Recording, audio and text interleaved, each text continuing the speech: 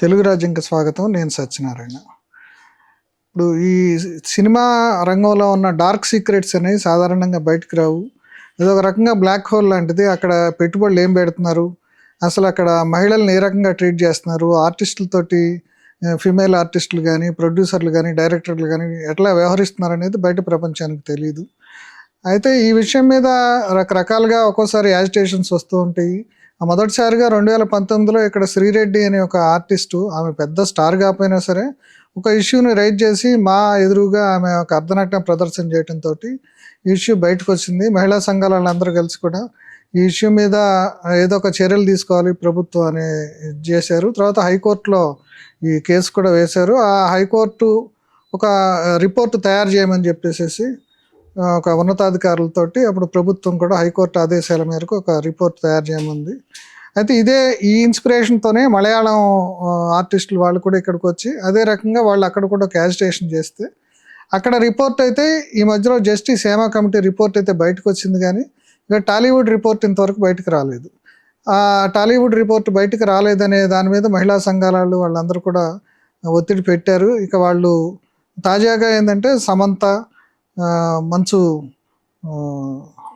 మంచు లక్ష్మి వీళ్ళందరూ కూడా ఇప్పుడు ఝాన్సీ, ఏమి కనకాల సుమ వీళ్ళందరూ కూడా ఇప్పుడు దీన్ని బయట పెట్టాలని నేను ట్విట్టర్ హ్యాండిల్ మీద మాట్లాడటం, దీంతో మళ్ళీ ఈ ఇష్యూ బయటకు వచ్చింది. ఈ అంశం గురించి మనతో మాట్లాడటానికి రాజకీయ విశ్లేషకులు, మహిళా సమస్యల మీద ఆమె ఉద్యమాల్లో పాల్గొన్నారు, ఆమె కృష్ణకుమార్ గారు మనతో ఉన్నారు. ఆమెను అడిగి మరిన్ని విషయాలు తెలుసుకుందాం. నమస్కారం అండి. నమస్కారం అండి. అదేనండి, ఇప్పుడు ఈ టాలీవుడ్కి సంబంధించిన రిపోర్ట్ అయితే బయటకు రాలేదు. అంటే కొన్ని అంశాలు ఏదో అంటే మీడియాలో లీక్ అవటం అవన్నీ జరిగినాయి. అంటే ఇప్పటి వరకు ఎవరు అంటే ఇప్పుడు ఎట్లా అయిపోయిందంటే ఎవరైనా స్టార్స్ మాట్లాడితే తప్ప ఏ విషయాలు బయటకు వచ్చే పరిస్థితి లేవు. ఇప్పుడు నిన్న ఏమో సమంత ఇప్పుడు ఆమె ట్విట్టర్ ఆమె ఇన్స్టాగ్రామ్ హ్యాండిల్లో మాట్లాడటము, మంచు లక్ష్మి మాట్లాడటము, అట్లాగే శ్రీరెడ్డి కూడా మళ్ళీ ఫాక్సెస్ అని చెప్పేసి ఆమె కూడా సోషల్ మీడియాలో మాట్లాడటం ఇవన్నీ జరిగింది. అసలు ఇప్పుడు ఏంటి ఆ రిపోర్టు పరిస్థితి ఏంటి, అసలు ఇప్పుడు టాలీవుడ్లో పరిస్థితి ఏంటి? ఇప్పుడు టాలీవుడ్లో వేధింపులు ఉన్నమాట వాస్తవం. ఆ వేధింపులు శ్రీరెడ్డి ఒక వాహకంగా పనిచేసింది. అంటే ఆమె ద్వారా కొంచెం సెన్సేషన్ ఒక గొంతు విప్పింది. అయితే ఆ గొంతు విప్పినప్పుడు మహిళా సంఘాలకు సంబంధించి women and transgender JAC joint action committee వాళ్ళు ఆమెకు బాగా ఊతం ఇచ్చారు. ఊతం ఇచ్చిన తర్వాత ఆమె తన వ్యక్తిగత సమస్యల గురించి చెప్తూనే ఇండస్ట్రీలో ఉన్న వేధింపుల గురించి ఆవిడ చెప్పింది. సరే, ఆవిడ వ్యక్తిగత సమస్యలు పరిష్కారం అయినాయో లేదో తెలియదు, కానీ ఆ బ్లాస్ట్లో వేధింపులే ప్రధాన భూమికను పోషించాయన్నమాట. అయితే ఈ వేధింపుల గురించి దాదాపు 8 గంటల పాటు లైవ్ ఇచ్చారు. ఇది మహిళా సంఘాలు అందరూ కలిసి జేఏసీ శ్రీరెడ్డి వచ్చిన తరువాత. అయితే అది ఒక సెన్సేషన్ అయింది ఆ రోజు.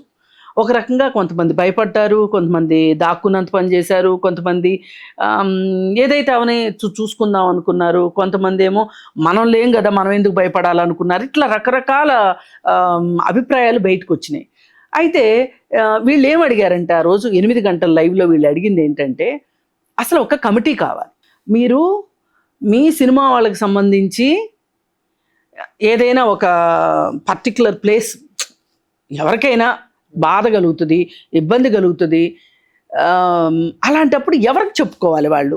మీరు ఒక కమిటీ వేయట్లేదు మొత్తం ఇండస్ట్రీగా. అలాగే 2013లో మనకు వచ్చిన పని ప్రదేశాల్లో లైంగిక వేధింపుల నిరోధక చట్టం అని మనకు వచ్చింది. ఈ నిరోధక చట్టం, ఈ లైంగిక వేధింపుల నిరోధక చట్టాన్ని మీరు ఇంప్లిమెంట్ చేయట్లా. ఏంటి అదేం చెప్తుంది? ప్రతి 15 మంది పనిచేసే దగ్గర 15 మంది చాలు, అంతకంటే ఎక్కువ అక్కర్లా, 15 మంది మినిమం, మ్యాక్సిమం ఎంతమంది అయినా ఉండొచ్చు, ఇంటర్నల్ కంప్లైంట్స్ కమిటీ ఉండాలి. అంటే ఈ ఇంటర్నల్ కంప్లైంట్స్ కమిటీలో ఆ సంస్థలో పనిచేస్తున్న మహిళలు, అలాగే బయట ఉద్యమాల్లో ఉన్న మహిళలు, అలాగే ఎవరైనా ప్రొఫెసర్సు అంటే మేధావులు ఇట్లా రకరకాల వాళ్ళతోటి ఒక ఇంటర్నల్ కంప్లైంట్స్ కమిటీ ఉంటే ఇప్పుడు ఆ సంస్థలో ఒక పురుషుడి వల్ల ఒక స్త్రీకి ఇబ్బంది కలిగింది. అది మాటల ద్వారానా, చేతల ద్వారానా, లేకపోతే ఇంకొంచెమా ఏంటి అనేది. అయితే వీళ్ళు వెళ్ళి అక్కడ చెప్పుకుంటారు. వివరాలు చాలా గోప్యంగా ఉంచబడతాయి. ఎవరైతే అతను ఉన్నాడో అతన్ని పిలుస్తారు, కూర్చోబెట్టి మాట్లాడతారు. అతని మాటలతో విన్నాడా సరే, పద్ధతి మార్చుకుంటాను అంటే సరే, లేదు అంటే గనక అతని పైన కేసు బుక్ చేసే విధంగా ఈ ఐసీసీ పనిచేస్తుంది. అసలు ఇప్పుడు ఈ ఐసీసీ అనేది ఉందనుకోండి, ఎవరికైనా బాధ కలిగితే వెళ్ళి చెప్పుకుంటారు కదా. ఇప్పుడు ఇల్లు ఉందండి, తాతలు, అమ్మమ్మలు, నాయనమ్మలు ఉన్న ఇల్లు అనుకోండి. పిల్లలు సహజంగా ఎవరికి చెప్పుకుంటారు? అమ్మ నాన్న తిడితే ఆ పెద్దవాళ్ళకి వెళ్ళి చెప్పుకుంటారు. ఇప్పుడు వాళ్ళే లేరు అనుకోండి, పోనీ అనుకుందాం, అందరిళ్ళలో ఉండాలని లేదు కదా, లేరు అనుకోండి, తల్లి తిడితే తండ్రికో, తండ్రి తిడితే తల్లికో చెప్పుకుంటారు. సార్ అది ఇది కాదు అంటే, వీళ్ళిద్దరూ కలిసి తిడుతున్నారు అంటే ఏం చేస్తారు? ఏ ఫోన్ ద్వారానో ఎట్లాగో అమ్మమ్మకో, తాతయ్యకో, నాయనమ్మకో చెప్పుకుంటారు. లేదా బాబాయ్లో, మేనమామలో, పెదనాన్నలో ఎవరో ఒకరికైతే చెప్పుకుంటారు కదా. మరి అలా చెప్పుకోవడానికి ఏముంది సినిమా ఇండస్ట్రీలో? దానికి మీరు అసలు ఐసీసీలు వేయరేంటి అంటే, వాళ్ళు చెప్పిన సమాధానం చాలా తెలివిగా, అసలు మాకు పర్మనెంట్ ఎంప్లాయీస్ ఎక్కడున్నారండి, ఏ సినిమాకి ఆ సినిమాకి మారిపోతుంటారు కదండి అంటే, సినిమా తీయడానికి 6 నెలలు పడుతుంది కదా. ఈ 6 నెలల వరకు మీరు ఏమేం చేస్తుంటారు? ఏ డిపార్ట్మెంట్కి ఆ డిపార్ట్మెంట్ ఉంది కదా, 24 క్రాఫ్ట్స్ డిపార్ట్మెంట్స్ ఉన్నాయి కదా. మరి ఇంత మీరు ఇది ఒక ఆఫీస్ కాదు అనుకున్నప్పుడు ఇంత పకడ్బందీగా సినిమా ఎట్లా అవుతుంది? మహిళల విషయం మాట్లాడాలంటేనే మీరు ఇన్ని మాటలు, ఇన్ని కోరీలు పెడుతున్నారు. అలా కాదు, ఏ సినిమాకి ఆ సినిమాకి మీరు ఒక కమిటీ పెట్టండి, ఆ కమిటీలో ఎక్కువగా మహిళలు ఉండేటట్లు చూడండి. అలాగే 24 క్రాఫ్ట్స్లో కూడా ఎక్కువ మంది మహిళలు పనిచేసే విధంగా చూడండి. అప్పుడు ఈ కమిటీ అనేది ఉంటే గనక, ఒకవేళ హీరోయిన్కే ఇబ్బంది కలగొచ్చు, జూనియర్ ఆర్టిస్టులకు కలగొచ్చు, ఎవరికైనా కలగొచ్చు, పోనీ మీ ఇంకో అడుగు ముందుకేద్దాం, ఏ ఒక మహిళ వల్ల ఇంకొక పురుషుడికి ఇబ్బంది అవుతుంది అనుకోండి, ఆయన వచ్చి కూడా చెప్పుకుంటాడు కదా. ఇలా కమిటీని వేయొచ్చు. మీరు దీన్ని ఒక వేధింపులు లేని ఒక ప్రశాంత వాతావరణం కావాలి అనుకుంటే, మనసుంటే మార్గం ఉంటుంది. మీకు మనసే లేదని అర్థమవుతుంది అని చెప్పి వీళ్ళు బాగా దుమ్మెత్తిపోశారు ఆ 8 గంటల లైవ్లో. అయినా వాళ్ళకి ఏమీ చేమగుట్టినట్లేదు. చివరికి అప్పుడు వీళ్ళు ఏం చేశారు, జేఏసీ వాళ్ళు, ఈ మొత్తం నడిపింది ఉమెన్ జేఏసీ అనండి. దీంట్లో ఏ రాజకీయ పార్టీలు లేవు, ఎవ్వరు సోషల్ యాక్టివిస్టులు అందరూ దానిలోనే ఉన్నారనుకోండి, మహిళా జేఏసీలో. అయితే వసుధా గారని మనకు ఒక లాయర్ ఉన్నారు జేఏసీకి. ఏ కేసు వచ్చినా ఆవిడే కోర్టులో వేస్తారు. వేసి ఆవిడ కోర్టులో చాలా ఫైట్ చేసి గవర్నమెంట్ని ఆదేశించేలాగా చేసింది కమిటీ వేయమని. కమిటీ వేయమని చెప్పారు. చెప్తే అప్పటికప్పుడు ఏం చేశారంటే, జేఏసీలో ఇప్పుడు మన సంధ్య, సజయ, అలాగే దేవి, ఇలా యాక్టివిస్టులు ఉన్నారు. అలాగే కొంతమంది ఎన్జిఓ లీడర్స్ ఉన్నారు. వీళ్ళందరితోటి కమిటీ వేయటం సాధ్యం కాదు కాబట్టి జేఏసీ నుంచి ఒక 3, అలాగే సినిమా ఇండస్ట్రీ నుంచి ఒక 3, ఇలా ఒక కమిటీ వచ్చింది. ఆ కమిటీలో ఇప్పుడు సంధ్య, సజయ వీళ్ళు ఫ్రంట్లో ఉండి ఫైట్ చేసేవాళ్ళు. వీళ్ళు ఈ కమిటీల్లో కూర్చుంటే వాళ్ళ పని దెబ్బతింటది, ఉద్యమాల పని దెబ్బతింటది. కాబట్టి వాళ్ళు ఏం చేశారంటే, జేఏసీ నుంచి సునీత, అలాగే కొండవీటి సత్యవతి గారు, ఆవిడ్ని ఈ కమిటీలో, అలాగే అంకురం సుమిత్ర, వీళ్ళు 3 ఈ కమిటీలో ఉండేటట్లు వేశారు. అలాగే సినిమా ఇండస్ట్రీ నుంచి సుప్రియ, ఝాన్సీ, వాళ్ళిద్దరూ ఉన్నారు. అలా కొంతమంది పోలీస్ డిపార్ట్మెంట్ నుంచి మహిళా ఆఫీసర్స్, వీళ్ళందరితో ఒక కమిటీ వేశారు. ఈ కమిటీ చేసింది ఏంటి అంటే, దీనిలో కూడా అగ్రభాగాన పనిచేసింది మహిళా జేఏసీలో ఉన్న మెంబర్సే పనిచేశారు. 24 క్రాఫ్ట్స్ వాళ్ళతోటి మాట్లాడారు. వాళ్ళు మాట్లాడి వాళ్ళు ప్రస్తుతం వాళ్ళు పడుతున్న ఇబ్బందులు, వాళ్ళపైన వేధింపులు మొత్తం రికార్డ్ చేశారు. రికార్డ్ చేసి 22లో కమిటీ రిపోర్ట్ ఇచ్చారు గవర్నమెంట్కి. అప్పుడు సోమేష్ కుమార్ సిఎస్గా ఉన్నారు. ఆయన చేతికి ఈ కమిటీ రిపోర్ట్ అప్పచెప్పారు. అప్పచెప్పి వీళ్ళు చెప్పింది ఏంటంటే, మీరు ఒకసారి పరిశీలించండి, దీనిలో మంచి చెడు అంటే ఏమైనా చేర్చాల్సినవి ఉన్నాయా, ఏమైనా మరీ ఇబ్బందికరంగా ఉన్నాయా ఏంటి అనేది ఒకసారి చూసి దీన్ని వెబ్సైట్లో పెట్టండి, ప్రజలకు అందుబాటులో పెట్టండి. అలాగే ఈ తర్వాత తదుపరి కార్యక్రమం సినిమా ఇండస్ట్రీ వాళ్ళతోటి మా అందరం కలిసి చర్చించుకుందాము అని చెప్పడం జరిగింది ఆ రోజు, రిపోర్ట్ అందించిన రోజు. ఇవాళ దాదాపు 2 సంవత్సరాలు అయింది ఇంతవరకు ఆ రిపోర్ట్. అప్పుడు మినిస్టర్ శ్రీనివాస్ యాదవ్ ఉన్నారు. ఇప్పటి వరకు అసలు ఆ రిపోర్ట్ బయటికి తీసుకురారు.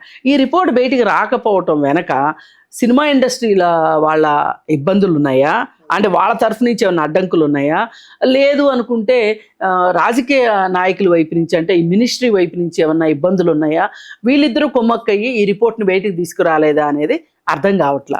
అప్పుడప్పుడు మా వాళ్ళు ఎప్పుడన్నా ఒకసారి పనిలో పనిగా ఒక ప్రకటన ఇస్తున్నారు, కానీ చేమగుట్టినట్టు కూడా లేదు. ఈ మధ్య ఇప్పుడు మన కొత్త ప్రభుత్వం ఏర్పాటైన తర్వాత మహిళా కమిషన్ చైర్పర్సన్ నేరల శారద గారు, ఆవిడ దగ్గరికి మేము వెళ్ళటం జరిగింది. వెళ్ళినప్పుడు ఈ రిపోర్ట్ గురించి కూడా చెప్తే ఆవిడ ఏమన్నారంటే, మేము దాదాపు ఒక 10-15 ముఖ్యమైన సమస్యల గురించి మాట్లాడితే అందులో ఇదొకటి. ఆవిడ ఏమన్నారంటే, దీనికి సంబంధించి నాకు ఒక స్పెషల్గా ఒక మెమరాండం తయారు చేసి ఇవ్వండి, నేను మాట్లాడతాను సినిమాటోగ్రఫీ మినిస్ట్రీ తోటి, ప్రభుత్వంతో, నేను సిఎస్ తోటి నేను మాట్లాడతాను అని ఆవిడ చెప్పడం జరిగింది. చెప్తే సరే అని ఆవిడకి అది కూడా ఇచ్చాము. ఆవిడకి ఏం చెప్పామంటే, ఎగ్జాంపుల్ చూడండి, ఇప్పుడు కేరళలో జస్టిస్ హేమా కమిటీ రిపోర్టు బయటకు వచ్చింది. అది కూడా ఒక రకంగా ఇచ్చిన వెంటనే రాలేదండి, కొంచెం టైం రాలేదు. దాంట్లో కూడా పూర్తి అంశాలు రాలేదు, ఎలక్ట్రానిక్ ఎవిడెన్స్ రాలేదు, ఎవరెవరి పేర్లు అయితే పెట్టారో హీరో అవి రాలేదు. ఒక 24 పేజీలు ఎత్తేసారండి. సరే, అసలు కనీసం ఆ రిపోర్ట్ బయటకు వచ్చింది, అది కూడా ప్రకంపనలు తీసుకొచ్చింది. ఆ రిపోర్ట్ వల్ల కూడా చాలా ప్రకంపనలు వచ్చినాయి.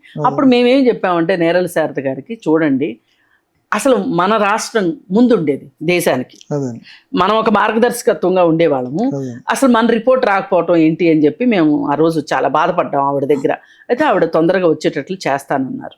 అయితే ఇది అక్కడ ఇక్కడ వార్తల్లో రావటం చూసిన తర్వాత సమంత అలాగే చిన్మయి వీళ్ళందరూ వాళ్ళ ట్విట్టర్ హ్యాండిల్స్లో వాళ్ళు బాగా బ్యాండ్ మోగిస్తున్నారు.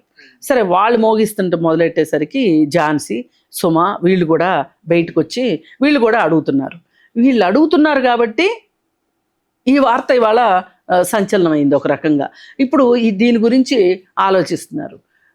ఏది ఏమైనప్పటికీ కూడా హింస లేని సమాజం మహిళల హక్కు అండి. మానవ హక్కులే మహిళల హక్కులు.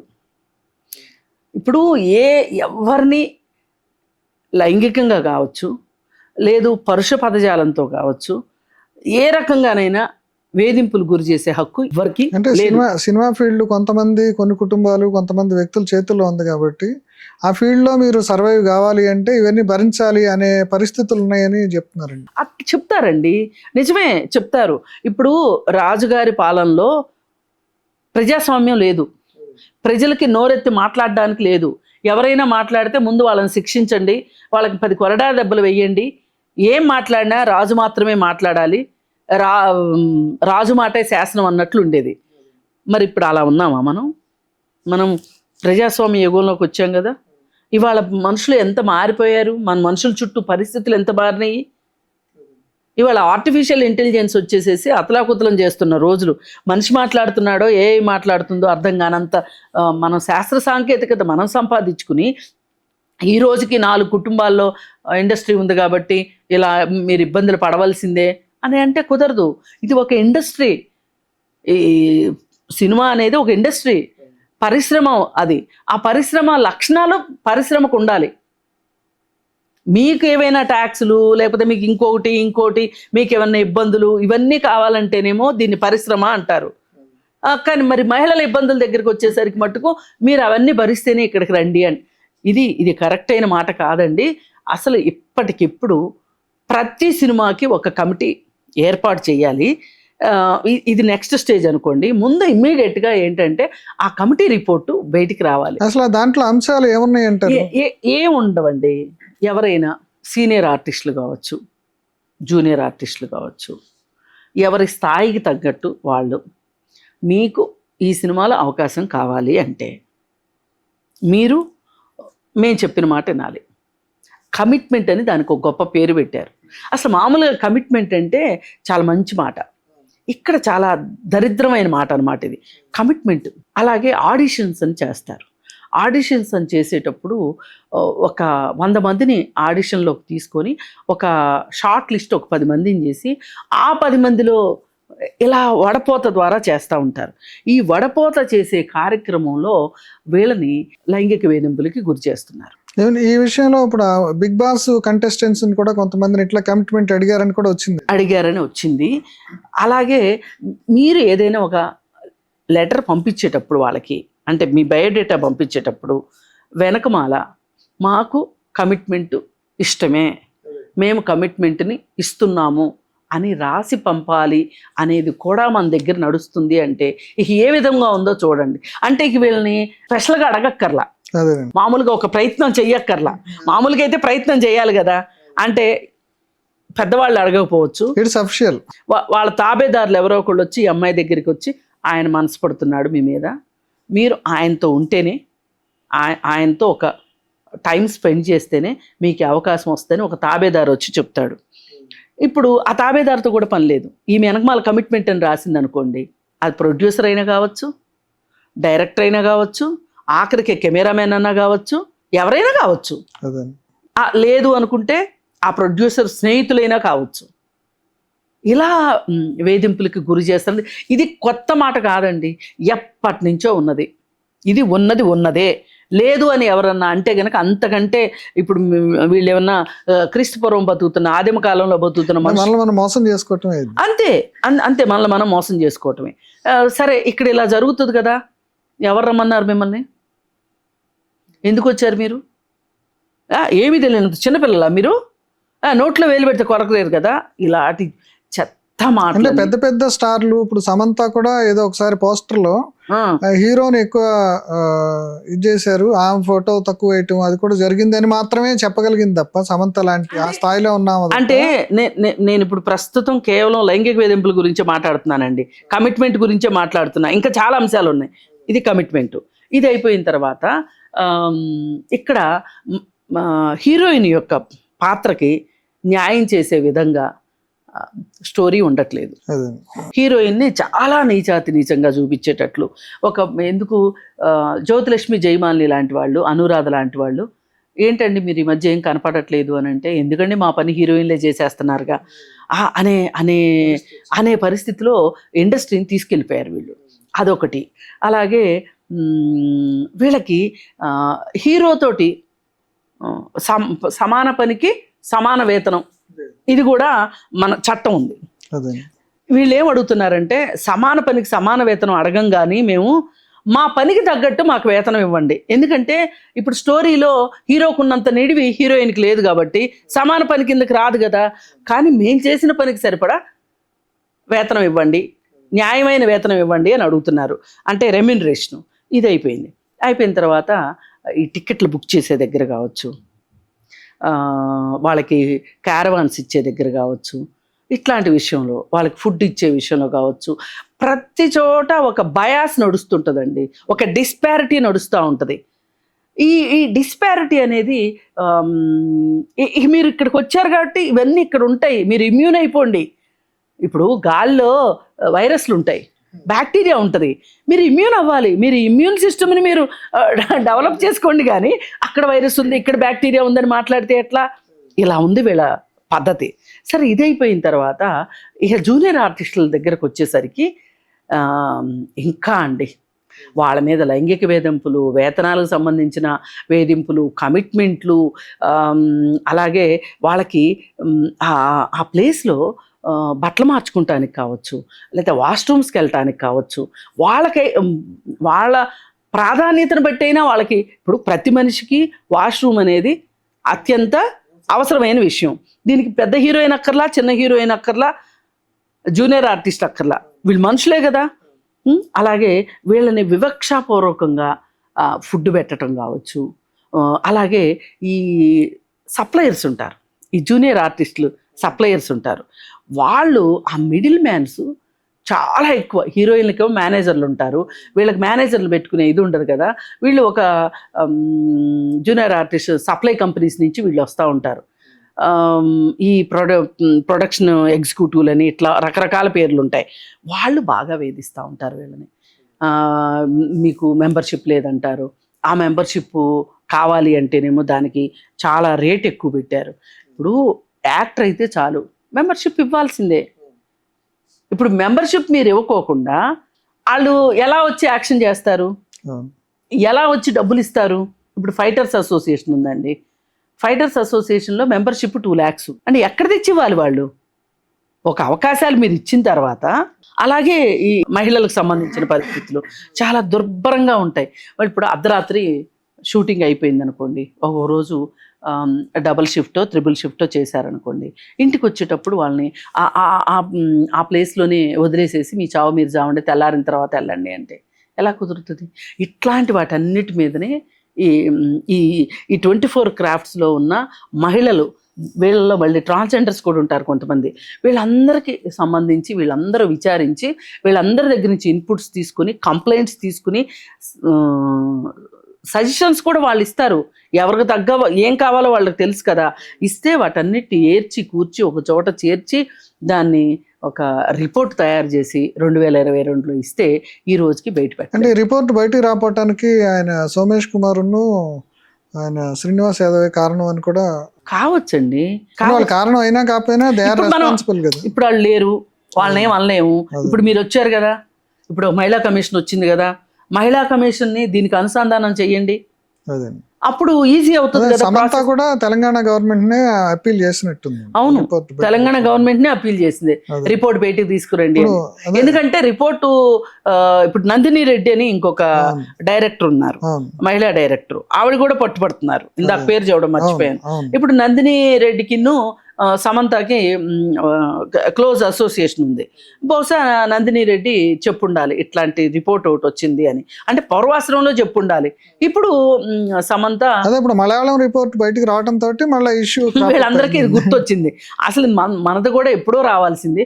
అక్కడ కూడానండి చాలా రోజులైంది రిపోర్ట్ వచ్చి. అదే అక్కడ కూడా ఇప్పుడు గవర్నమెంట్ లోనే కలకలం, పార్టీలో సిపిఎం లో బృందా కరత్ ఏమో వాళ్ళని విమర్శించడం, యాక్షన్ తీసుకోమని చెప్పి ఎమ్మెల్యే మీద పర్టికులర్ అధికార పార్టీ మీద అంతా అక్కడ కూడా ఒక చిన్న క్లాస్ నడుస్తుంది. అక్కడ వాళ్ళు ఏమంటున్నారంటే దేశంలోనే 15 మంది ఎంపీలను 135 మంది ఎమ్మెల్యేలు ఉన్నారు కదా, వాళ్ళందరి సంగతి తెలుసుకుంటే మినిస్టర్ కూడా సురేష్ గోపి కూడా ఏదో మాట్లాడినట్టున్నాడు. సమ్ మినిస్టర్ కూడా రిజైన్ చేయటమో ఏదో కూడా జరిగినట్టుంది. ఆయన యాక్టర్ ఇప్పుడు.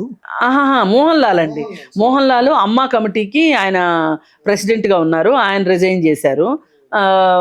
ఏది ఏమైనానండి, బీజేపీ కూడా, కేంద్రంలో ఉన్న బీజేపీ కూడా 2 నాలుకల ధోరణి ప్రదర్శిస్తుంది. ఇప్పుడు ఈ కేరళ రిపోర్టు బయటికి తీసుకురావటం వెనకమాల కూడా కేరళ బీజేపీయేతర ప్రభుత్వం కాబట్టే ఇంత ఇన్సిస్ట్ చేసింది. ఇప్పుడు బీజేపీ ప్రభుత్వాలు ఉన్న చోట ఏమైనా మాట్లాడగలుగుతుందా? అందులో ఇక్కడ మన టాలీవుడ్లో సినిమా రంగానికి రాజకీయ రంగానికి బాగా లింక్ ఉంది కాబట్టి అది కూడా ఇప్పుడు ఒక రకంగా అవరోధం అవుతుందేమో అనుకోవచ్చు. ఎక్కడ లేదు చెప్పండి, రాజకీయ నాయకులకి, వ్యాపారస్తులకి, సినిమా ఇండస్ట్రీకి, పోలీసు డిపార్ట్మెంట్కి, లేకపోతే న్యాయ వ్యవస్థకి ఎక్కడ లింక్ లేదు చెప్పండి. ఏదైనా ఒక గొప్ప పని చేయడానికి 5గురు కలవరు, ఒక వెధవ పని వెనకేసుకురావడానికి వీళ్ళందరూ కలుస్తూ ఉంటారు. అందుకని ఏది ఏమైనప్పటికీ మహిళలకి హింసలేని సమాజం కావాలని కోరుకుంటూ మహిళా జేఏసీ చాలా అద్భుతమైన పనులు చేస్తూ ఉంది, పోరాటాలు చేస్తూ ఉంది.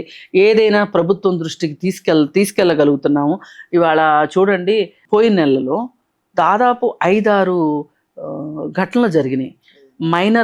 మైనర్లని అత్యాచారాలు చేయటాలు, దానికి ప్రధాన కారణం గంజాయి అవ్వటము.